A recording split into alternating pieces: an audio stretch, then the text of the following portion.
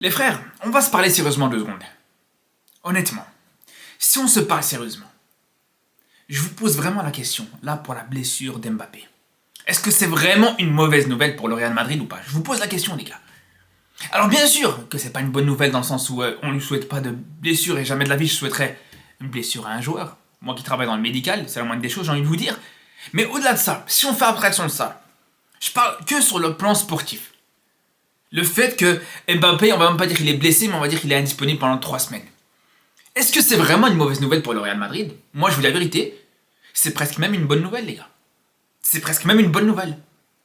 Pour moi, le fait que pendant 3 semaines, là, le Real ne soit pas obligé de faire jouer Mbappé, le fait que le Real ne soit pas dépendant d'Mbappé, le fait que le Real ne doivent pas absolument faire tirer tous les pénaltys d'Mbappé, le fait que le Real ne devra pas prendre Mbappé par la main pendant 3 semaines, les gars, pour se concentrer peut-être sur le collectif, peut-être sur un autre joueur, peut-être sur quoi que ce soit d'autre, je vous dis, c'est pas une si mauvaise chose, les gars.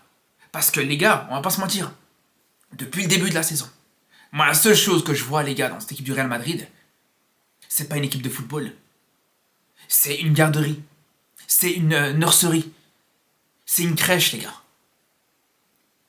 C'est un ensemble de joueurs, un ensemble d'entraîneurs, de coachs et tout ça, qui se font tout pour mettre en place Mbappé dans les meilleures conditions. Qui prennent Mbappé par la main pour l'accompagner, pour qu'il soit bon. Je vous le disais les gars, je vous l'ai dit plusieurs fois. On a plus l'impression que c'est le Real Madrid qui aide Mbappé plutôt que Mbappé qui aide le Real Madrid. Pour l'instant. Depuis le début de la saison, c'est ce qu'on voit les gars. Donc le fait qu'aujourd'hui le Real Madrid puisse se concentrer sur autre chose, avec d'autres joueurs qui sont un petit peu en baisse de régime, un petit peu en baisse de confiance. Et je parle par exemple d'un Vinicius. Vinicius qui est l'ombre de lui-même par rapport à la saison passée. Et ça en grande partie parce qu'on le voit bien. On a Mbappé qui tire toute la couverture. On a Mbappé qui est toujours le dernier joueur à devoir sortir quand il faut qu'il sorte. Mbappé qui doit, comme je vous dis, prendre quasiment tous les pénaltys. Mbappé qui est toujours, comme je vous disais, ce joueur que Ancelotti veut éviter de faire sortir s'il n'a pas encore marqué par exemple. Tant que Mbappé n'a pas mis son petit but, tu verras pas qui sortira. Et ça vous pouvez revoir depuis le début de la saison les gars. Dans un match où Mbappé n'a pas marqué, Mbappé sort quasiment jamais les gars. Je pense qu'il y a juste une fois, si je dis pas de bêtises, où Mbappé est sorti avant la fin d'un match quand il n'a pas marqué. Mais à part ça les gars, on voit comment ça se passe depuis le début de la saison.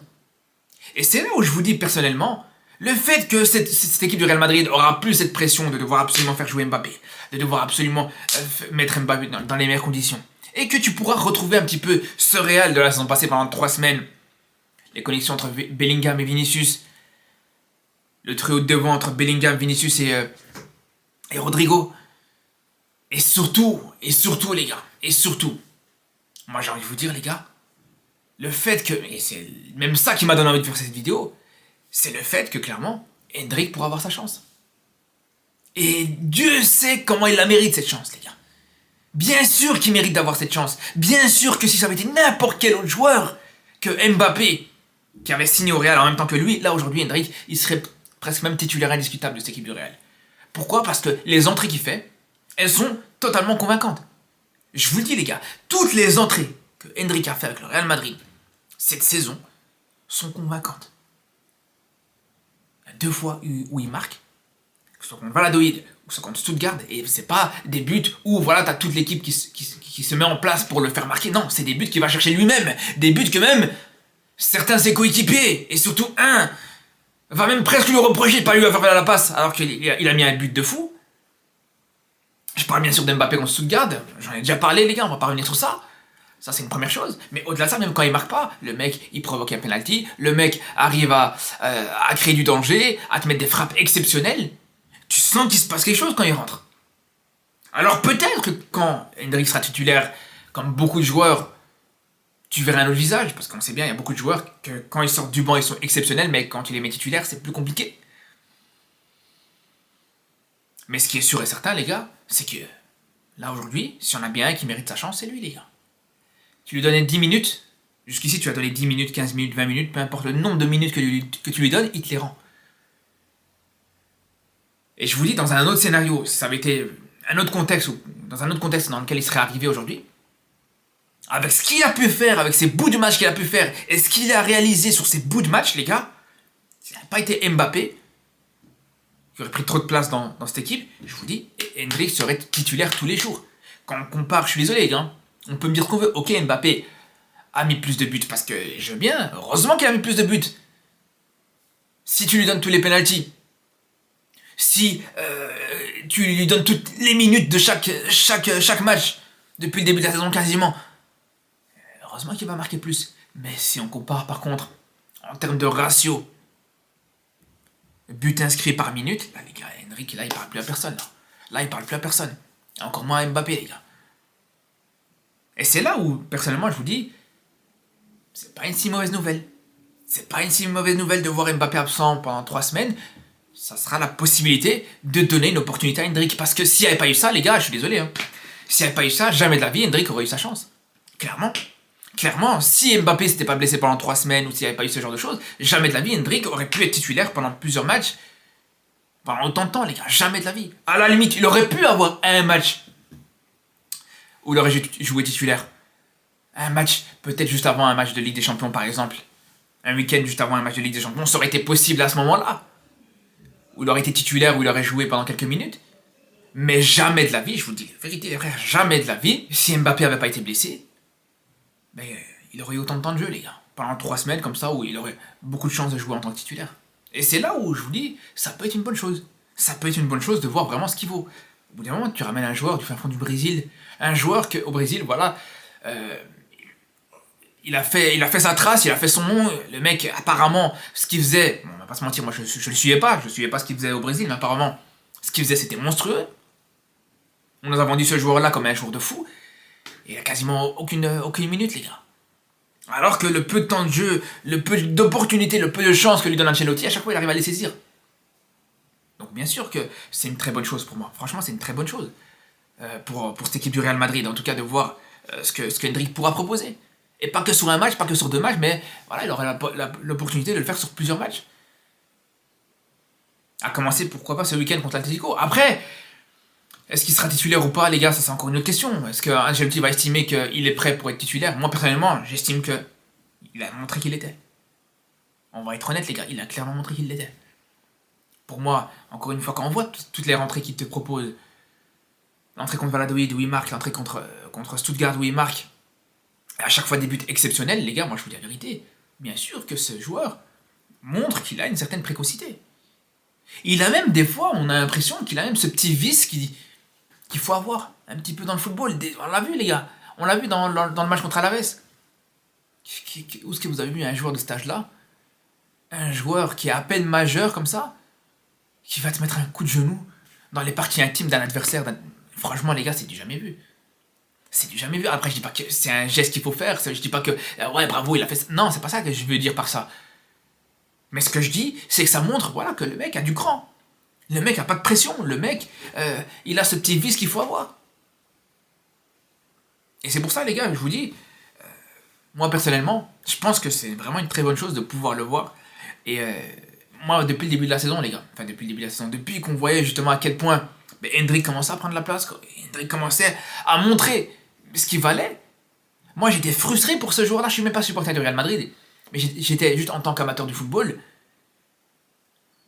J'étais vraiment frustré de pas le voir justement plus jouer avec cette équipe du Real, de pas plus le voir vraiment ce qu'il vaut réellement. Parce que moi, franchement, je vous dis, moi, en toute objectivité, je suis totalement impressionné par ce qu'il propose. J'avais pas de grosses attentes sur ce joueur-là quand il arrivait au Real, mais là, pour l'instant, avec ce qu'il est en train de proposer, pour moi, c'est très fort. Et donc, franchement, c'est top de le voir, de voir qu'il aura peut-être une opportunité. Après, j'ai envie de vous dire, les gars, ça changera rien au final. Ça sera peut-être une bonne nouvelle, ça sera peut-être une bonne chose, mais même s'il arrive à s'imposer, même si sur les matchs où il va jouer, même sur le nombre de minutes qu'il jouera, il arrivera encore à s'imposer, même si sur le nombre de titularisations qu'il va avoir, il arrivera à être performant. Moi, je reste persuadé que voilà, le problème, c'est que quand Mbappé reviendra, là, ce sera un autre problème. Ou à la limite, voilà, comme d'habitude, ce sera Rodrigo qui sera écarté de l'équation, mais voilà, t'imagines, t'écartes Rodrigo qui, pour moi, clairement, là, Rodrigo, sur son début de saison, c'est peut-être l'un des meilleurs joueurs du Real aussi, hein. Faut en parler, hein. Faut en parler clairement, les gars. Là aussi, hein, je vais pas dire le peu de temps de jeu qu'il a, mais en tout cas, moins de temps de jeu que d'autres. Rodrigo, c'est pas mal ce qu'il fait aussi. Et là aussi, sur les buts qu'il met en termes de qualité, la qualité des buts, parce que ça aussi, il faut en parler, les gars. La qualité des buts, pour moi, je trouve que c'est quelque chose qu'on oublie un petit peu actuellement dans ce football qui est trop matrixé par les stats, les gars. Et moi, le premier, je suis matrixé par les stats, mais certaines stats qui peuvent être intéressantes. Certaines stats, vraiment, moi je suis le premier. Les expected goals, je trouve que c'est une stat qui est hyper intéressante, les gars. Il y en a beaucoup qui disent, oh non, c'est une stat n'importe quoi. Non, c'est une très bonne stat. Mais tout ça pour dire qu'aujourd'hui, il y en a qui sont matrixés par certaines stats, mais qui ne sont pas forcément des stats utiles ou intéressantes. Pour moi, aujourd'hui, le nombre de buts veut rien dire du tout, les gars. Pour moi, je suis désolé, mais le nombre de buts ne veut absolument rien dire du tout. Moi, ce qui compte, c'est la qualité du but, le contexte dans lequel tu mets ce but-là, et tout ça. Et je vous le dis, les gars, Mbappé, depuis le début de la saison, qui marque autant de buts, et que dans tous ces buts-là qu'il t'as mis 7 buts depuis le début de la saison, et que t'en as un seul, où c'est lui qui va chercher tout seul, où c'est lui qui vraiment qui crée l'action, qui vraiment fait un exploit individuel, et sur tous les autres buts, c'est soit des pénaltys, ou alors des tapines dans la surface, où le mec, voilà, il se fait servir et il n'a plus qu'à finir. Alors qu'à côté, quand on voit des buts de Rodrigo, les buts d'Henrique et tout ça, c'est autre chose. C'est pour ça que là aussi, il faut en parler. La qualité des buts, pour moi, ça reste hyper important, les gars. Ça reste hyper important. C'est pas le nombre de buts, parce que le nombre de buts, encore une fois, tu donnes le même nombre de temps de jeu à des joueurs comme Rodrigo, à des joueurs comme Hendrick, que le nombre de temps de jeu à Mbappé. Tu les fais jouer autant que peut jouer à Mbappé depuis le début de la saison. Tu leur donnes autant de pénaltys que Mbappé a eu depuis le début de la saison. Mais voilà, c'est bon. T'as autant de buts, voire même plus. Voilà, les gars, c'est pour ça que je vous dis encore une fois, faut arrêter d'être matrixé regardez juste, les gars, je vous demande juste une chose. Regardez juste les buts qu'a mis Mbappé depuis le début de la saison. Regardez, je vous ai pas dit de les compter. Je vous ai pas dit de les compter, je vous ai pas dit de me citer le nombre de buts qu'il a mis. Mais je vous dis juste, regardez avec vos yeux les buts qu'il a mis, les gars. Et après, on viendra en reparler. 3 pénaltys, 3 tépines et une action plutôt, où vraiment, tu peux dire vraiment bravo. Et j'ai été le premier à dire franchement bravo pour son but contre Alaves. Tout simplement, les gars. Bref. En tout cas, j'ai hâte de voir ce Real 2024-2025 sans Mbappé, ce que ça va proposer. Pourquoi pas avec Hendrick, comme je vous disais, voir ce que ça pourra proposer et ce que ça pourra donner. Et ça va commencer ce week-end avec contre l'Atlético. Donc à très vite pour de nouvelles vidéos et surtout d'ici là. Prenez soin de vous.